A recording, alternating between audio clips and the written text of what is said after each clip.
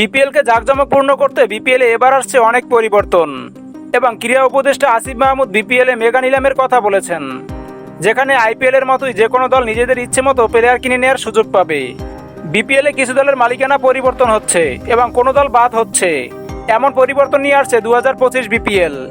বিপিএলে player draft সিস্টেমের কারণে প্রতিটা দলকে খেলোয়াড় দলে পাওয়ার জন্য ভাগ্যের উপর নির্ভর করে বসে থাকতে হয়।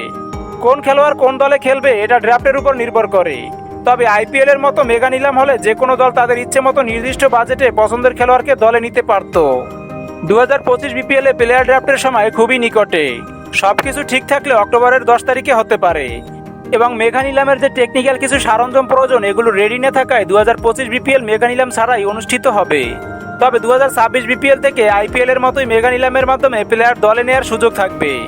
এবারের বিপিএলে মেগা নিলাম না হলেও কুমিল্লা ভিক্টোরিয়ান্সের সকল খেলোয়াড় অন্য দলে ভাগ হয়ে যাবে এবং দেশি বিদেশি খেলোয়াড় নিয়ে এবারের বিপিএল এর পর্দা উঠবে খুবই জাঁকজমকপূর্ণ।